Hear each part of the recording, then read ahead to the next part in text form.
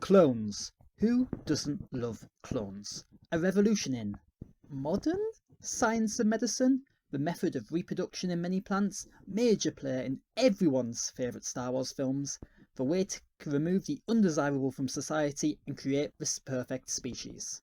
Oh, sorry about that. I feel like a return to the mid 20th century for a second there. What were we talking about again? Pokemon, the beloved kids video game, where you collect cute little creatures and strive to be the best you can be. Overall, sounds pretty wholesome. Yet surprisingly, it has numerous links to the still controversial technique of cloning and genetic modification. The most obvious being Mewtwo, the ultimate weapon, created from the short-lived collaboration of Team Rocket and Dr., or depending on the continuity, Mr. Fuji, along with the theory that Ditto are failed attempts at creating Mewtwo. So far, nothing particularly extreme or highly questionable. That is before you consider the radio drama The Birth of Mewtwo, which got adapted into the uncut story of Mewtwo's origin. That explains how someone otherwise portrayed as an extremely caring person in Fuji ended up working with Team Rocket. His aim was to bring back his daughter, an attempt that ultimately failed, with Amber 2 not managing to survive.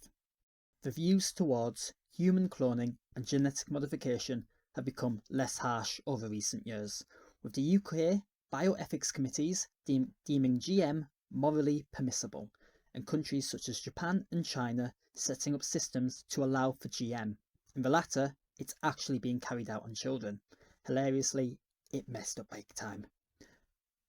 However, cloning along with GM for anything that isn't related to curing a genetic disorder is a major no-go. This would explain why Fuji had to work with a criminal organisation to try and fulfill his goal. There is a little issue with this idea, that cloning and genetic modification are illegal. That is the fact that apart from the shock that Pokemon can be cloned when they're first discovered in the film, no one really seems to care about the matter. This is a world where fighting animals and taking money from children is not just an accepted way to pass time, but promoted. A world filled with criminal organisations with a new scheme to negatively alter the world being prepared every other day. Is it really that hard to consider the possibility cloning or biological editing is fine in places like Kanto, especially when you consider eugenics is already a common practice? Those 6 IV shiny Pokemon made through breeding are basically made through a less technologically advanced method of eugenics. Taking one tiny step forward into cloning and altering a Pokemon on a base level doesn't seem like much of a crazy thing to do for these people. Mega Evolution also suggests people would be for this, as a Pokemon is painfully forced to change what it is in order to be stronger. This, combined with man-made Pokemon being perfectly fine, means ethical issues relating to GM probably aren't seen as a problem in the world of Pokemon. Plus, Mewtwo isn't the only genetically modified Pokemon, where people seem more impressed about the fact the Pokemon is remade rather than concerns about its well-being. But the fact such a breakthrough is never really mentioned is a bit of a shock, unless cloning had already took place in this world before and was in fact a bit of a common practice. Returning to The Birth of Mewtwo, Dr. Fuji makes a comment along the lines of, "I don't know if it will work the same way as it does on humans," when asked to clone Mewtwo. Now this could simply be referring to the fact his research only focused on humans. But for him to know that the method works on humans, he must have tried it. You may think this successful test proving his method works is Amber 2.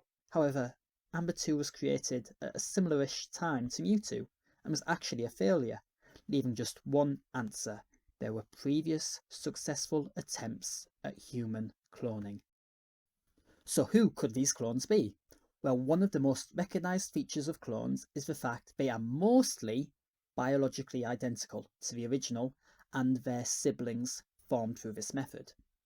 The Pokemon world just so happens to have 2 prominent people that could fit this mould in Officer Jenny and Nurse Joy. We know Fuji cares a lot about the well-being of Pokemon, so creating clones specifically designed to care for and protect Pokemon makes a lot of sense for him to create.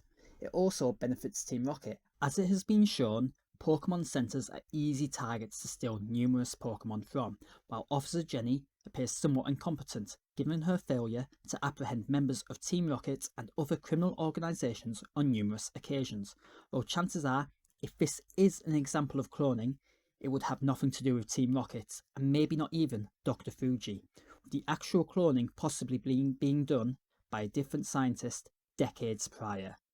And this brings us to the title of the post, Making the Perfect Trainer. If GM and cloning were used to create nurses, police officers, and God knows what else, then why couldn't it be used to make someone the best possible trainer? Someone who could conquer all opposition, be a respected hero to the masses, and provide invaluable information on all known Pokemon. Well, what if I was to tell you there has already been a genetically modified trainer? In fact, there might have been numerous attempts to do this, all of which we know very, very well. Although I'll only be focusing on one. This post is long enough as it is. Debatably, the most important character of this franchise. Now for two key factors about cloning and GM. The first is that clones do not have a father. In fact, some genetically modified babies will likely be fatherless in the future as well, due to them not being needed to provide DNA.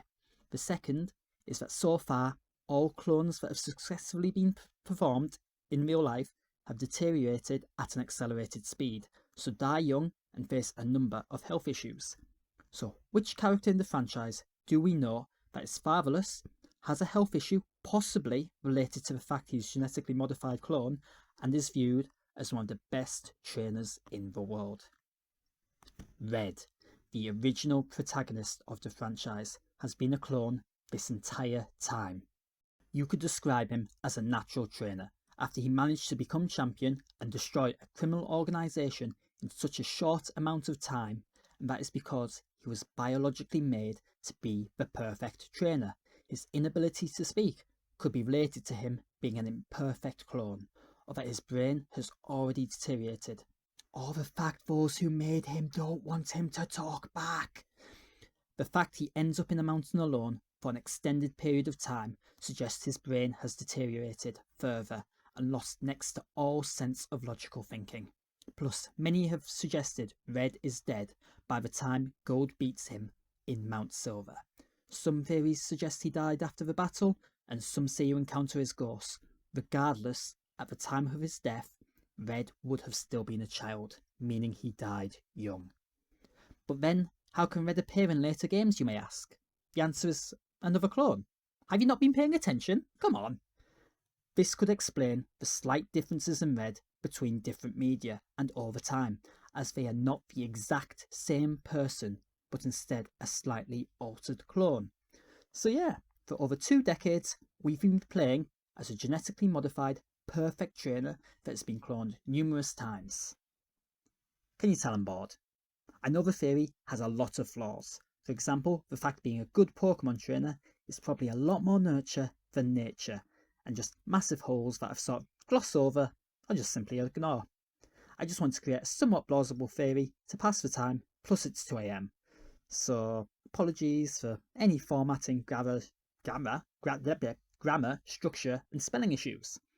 I probably should have went further down the rabbit hole, like the possibility of adding actually beneficial biology, so something like Mewtwo's ability to communicate with all Pokemon, or something like eternal youth, which people keep claiming will one day be possible in real life through genetic modification.